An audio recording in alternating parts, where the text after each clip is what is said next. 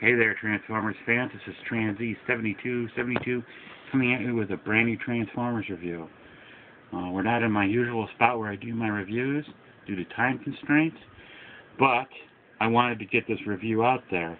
First and foremost, I want to do a big shout out to Transformers Fan 300, because without his gracious help, I wouldn't be doing this video right now. So this is for you, man. Thanks a lot. Thumbs up. This is by far one of the best Transformers I have ever owned.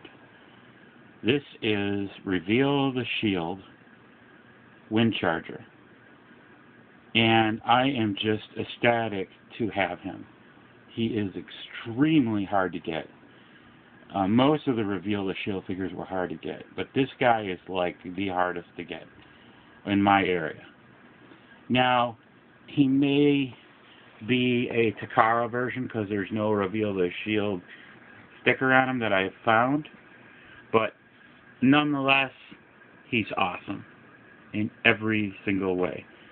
Let's take a look at his car mode. He represents his classic G1 minicon mode or mini car mode pretty good. He's got these same thing he had on the toy from the 80s right here. He's more of a, I would say, a Mustang now. But he is just, the detail on this is just fantastic. Yes, he's a Scout class, but he's my absolute favorite Scout class figure. There isn't another Scout class figure around that I like better than this guy. And I am just so glad to have him. And he rolls fantastic. I can't show it here in the area I'm doing it, but he's just fantastic. And I just can't say enough about him. The voice of Windcharger from the cartoons was the gentleman, his name was John, and he was the voice of Mr. Slate on the Flintstones. He did some voices for Top Cat. He was a Hanna-Barbera guy, and he did a lot of voices. And I can't remember his last name, but that's who did the voice for Windcharger in the G1 series. Just fantastic little car. So let's go on with the transformation.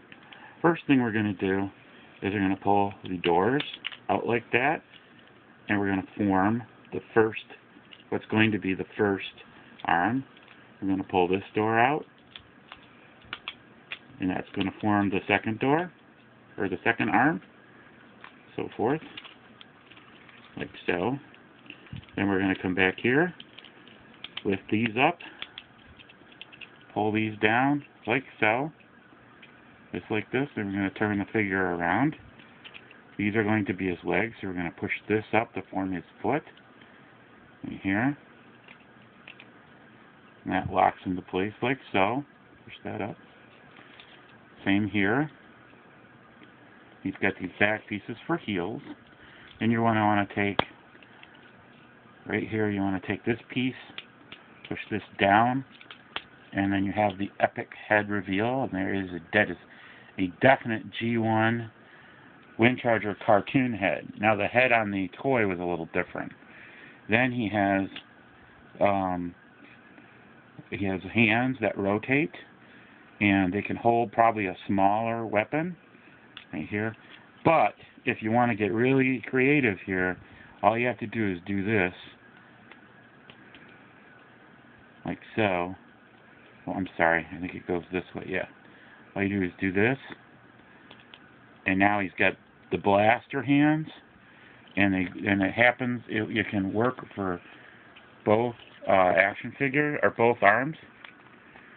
And not only, so he's got two blaster arms, and then you can also add one of the pieces from the Cyber Universe, like a weapon from a Cyber Universe, or a weapon from a Human Alliance figure can clip on here, so he'll be really kicking some butt.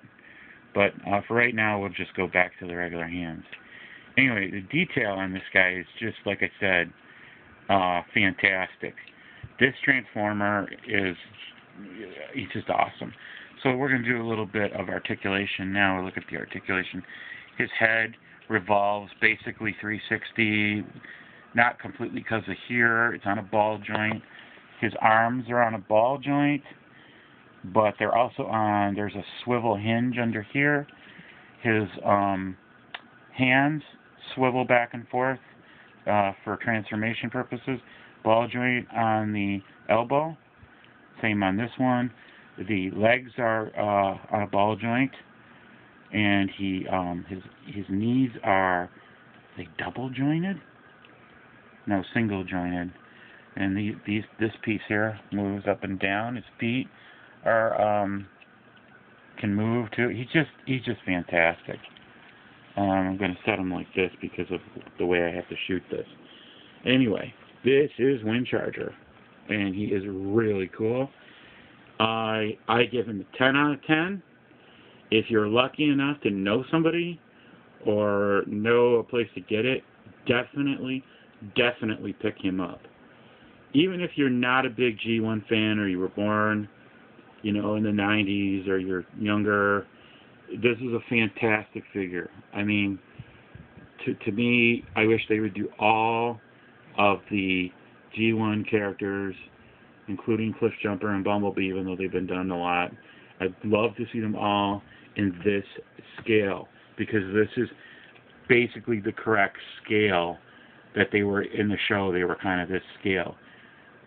And like Huffer, they did pretty good with the Power Core Combiner Huffer, but this one is just awesome, and I am glad to have him.